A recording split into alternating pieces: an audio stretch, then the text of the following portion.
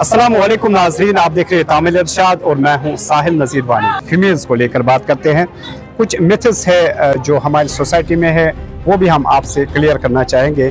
जब भी एक फीमेल एक बच्चे को जन्म देती है तो अक्सर फैमिलीज इस कंफ्यूजन में भी रहते हैं कि बच्चे को कितने दिनों के बाद घरों में हम नहा सकते हैं, या उन बच्चों के लिए क्या क्या बेटर ऑप्शन है जिससे हमारे घरों में हमारे फीमेल्स के जो बच्चे हैं वो हेल्दी रहे। एक्चुअली ये तो एक बड़ा मिथ है जो मैंने सिर्फ कश्मीर में देखा है। आप बाहर जाएंगे, बाहर ये मिथ है ही नहीं कहीं पे।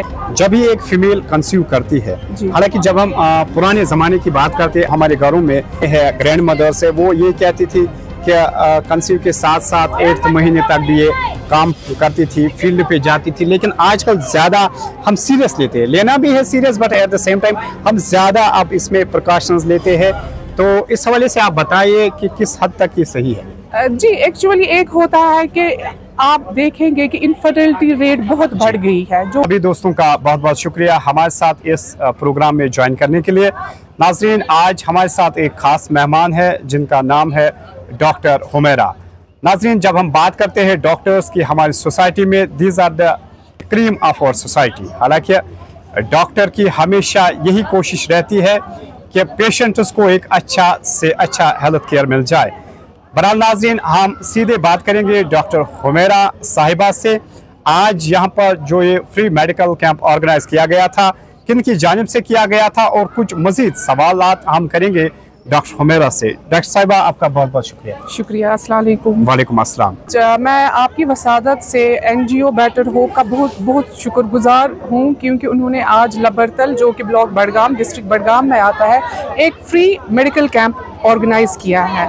तो ये बहुत अच्छी बात है कि लोगों के डोर स्टेप पे ये मेडिकल कैंप है। जी डॉक्टर साहब, रोकना चाहूँगा, तो आपने सवेरे से भी कई सारे पेशेंट्स को देखा होगा। जब हम इस लबरतल इलाके की बात करते हैं तो क्या क्या डिजीज आपको लगी कि पेशेंट्स में है? जो मोस्टली जो हमें यहाँ पे पेशेंट आए इस टाइम तो बहुत वायरल चल रहा है, तो इस वजह से रेस्पिरेटरी के केसेस मेजॉरिटी में हमने देखे, और हमने कुछ एडोलसेंट्स देखे कि वो गायनी प्रॉब्लम्स लेके आए यहाँ पे।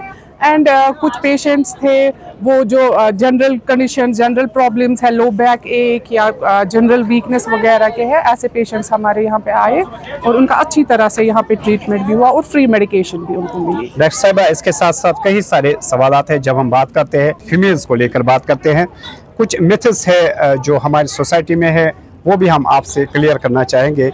जब भी एक फीमेल एक बच्चे को जन्म देती है तो अक्सर फैमिलीज इस कंफ्यूजन में भी रहते हैं कि बच्चे को कितने दिनों के बाद घरों में हम नहा सकते हैं, या उन बच्चों के लिए क्या क्या बेटर ऑप्शन है जिससे हमारे घरों में हमारे फीमेल्स के जो बच्चे हैं वो हेल्दी रहे।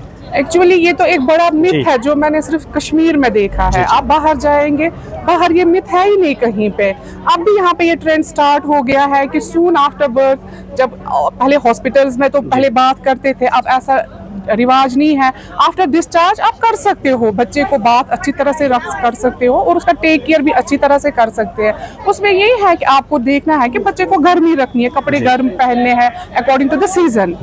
ये मिथ जो है ये धीरे धीरे लोगों में ये कंसेप्ट आ रहा है कि ऐसा कुछ कोई चीज़ नहीं है कि बच्चे को 1 महीने या 15 दिन 20 दिन हम रोके नहीं नहाए, ये कोई नहीं है, क्योंकि ये एक तो मिथ रह गया है यहाँ पे, and it has now been changed. People aware हो गए हैं इन चीज़ों से। तो डॉक्टर साहब, इसी के साथ और एक सवाल जुड़ा है मेरा, क्या क्या डूज एंड डोंट्स है जो एक मदर को करने चाहे आफ्टर द बर्थ, जब वो बच्चे को बर्थ देती है? डूज एंड डू नॉट्स में पहले ही जो ही, चाहे वो नॉर्मल डिलीवरी हो चाहे वो सिजेरियन हो, उसमें हम इनिशियली क्या करते हैं कि बच्चे को गर्म रखते हैं and we start the mother feed, जो कि बेस्ट है एक बच्चे के लिए, क्योंकि उसमें कोलेस्ट्रम होता है। उस पहले फीड में कोलेस्ट्रम बोलते हैं हम उसको, वो जो बच्चे के लिए है उसमें इम्यूनोग्लोबिन और बच्चे को मिलता है ताकि वो इम्यून सिस्टम उसका गेयर अप हो जाए और जो भी इन्फेक्शंस उसको हो वो उनसे बचे। इसलिए बेटर है कि बच्चे को पहला माँ अपना पहला दूध दे दे।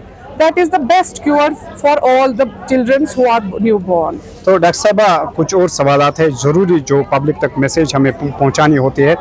जब भी एक फीमेल कंसीव करती है, हालांकि जब हम पुराने ज़माने की बात करते हैं, अक्सर जो हमारे घरों में ग्रैंड मदर्स है वो ये कहती थी कि कंसीव के साथ साथ 8th महीने तक भी ये काम करती थी, फील्ड पे जाती थी। लेकिन आजकल ज़्यादा हम सीरियस लेते हैं, लेना भी है serious, but at the same time हम ज़्यादा अब इसमें प्रिकॉशंस लेते हैं। तो इस हवाले से आप बताइए कि किस हद तक ये सही है। जी, एक्चुअली एक होता है कि आप देखेंगे कि इनफर्टिलिटी रेट बहुत बढ़ गई है। जो मैरिज एज है उसमें इंक्रीज हो रहा है, क्योंकि अब जो मैरिज होती है दैट इज आफ्टर 30s। पहले जो मैरिज होती थी वो 20 के बाद में ही होती थी, 25, 26, 27 एज में। अब 30 to 33, 35 तक जा रही है। तो it is an alarming situation in Srinagar. इसमें हमें ये मिलेगा कि we will get the infertility rates more, क्योंकि बच्चे जो भी हमारा यूट्रस ओवरीज का हार्मोनल सिक्रीशन है, after that age it gets to decline हो जाता है। ये कोई ऐसा मिथ नहीं है। और दूसरी बात ये है कि अगर हम यंग एज में करेंगे तो ओवल्यूशन वगैरह जो भी प्रोसेसेस है वो नॉर्मलाइज होंगे। जो ही एज बढ़ेगी तो ये इनफर्टिलिटी ज्यादा बढ़ेगी। और अब हम ये देखेंगे कि मोस्ट टाइम जो भी इनफर्टिलिटी के केसेस हैं they are more prone to the hormones, because they have to take the hormones all that things. उसकी वजह से हम उनको बोलते हैं कि थोड़ा सा रेस्ट कर ले, you take a rest. Otherwise जो नॉर्मल कंसीव करेगी फीमेल, उसके लिए कोई ऐसा ऑप्शन नहीं है, she can do the daily home. तो यहाँ पर हम ये समझे कि एज बार या एज लिमिट एक इम्पोर्टेंट फैक्टर होता है इसमें, कि जो ही हमारी फैमिलीज में या हमारी सोसाइटी में लेट मैरिज हो जाते हैं वो भी कई सारे बाद में हिंड्रेंसेस का बायस बन जाता है। Definitely it is a big hindrance. जी, मैरिज में ये बहुत बड़ी हिंड्रेंस है। तो मैम आपकी क्या मैसेज रहेगी to the rest of the females for a healthy health? For a healthy health, they have to maintain the personal hygiene, maintain the hygiene at the home, और अपने बच्चों का केयर करे, खुद का केयर करे, खाए पिए अच्छी तरह से, और अपने जो हेल्थ है फिजिकल एक्टिविटीज करे। नॉट कि हम अपनी लाइफ सीडेंटरी बनाए, we can do the physical activities also, so that कि हमें, जैसे कि नॉन कम्युनिकेबल डिजीज इस टाइम पीक पे है, 80-90% हमने देखा जो कश्मीर में है, पीक है इसमें आ रहा है ब्लड शुगर एंड हाइपरटेंशन। तो जो हमने अपनी लाइफस्टाइल चेंज किया है, हमने एक जगह बैठ के ही सारा कर लेते हैं, खूब काम नहीं कर लेते हैं, एक जगह बैठ के ही हम बैठ के ही, तो इसकी वजह से ये होता है कि we are prone to these non communicable diseases. हाँ, my request to all is that कि आप अपना जो है लाइफस्टाइल वो चेंज करें, आप अपनी लाइफ फिजिकल मूवमेंट करें, that is the main thing. अपना वेट मेंटेन करें और इन डिजीज से बचें। Thank you very much. तो नाजरीन, आज के सेगमेंट में हमारे साथ मौजूद थी डॉक्टर हुमैरा। डॉक्टर हुमैरा ने कई सारे सवालात का जवाब दिया है, और लास्ट पर डॉक्टर हुमैरा जी का यही कहना रहा कि फीमेल्स को भी एक्टिव होना चाहिए, they must be very much active, कि घर के कामों में भी उनको एक्टिव होना चाहिए और मूवमेंट्स में भी उनको एक्टिव होना चाहिए। तो नाजरीन, सभी दोस्तों का बहुत बहुत शुक्रिया हमारे साथ ज्वाइन करने के लिए। अगले किसी एपिसोड में हम आपसे फिर से मुलाकात करेंगे और किसी और डॉक्टर साहिबा से मुलाकात करने की कोशिश करेंगे। Thank you very much and thanks for watching.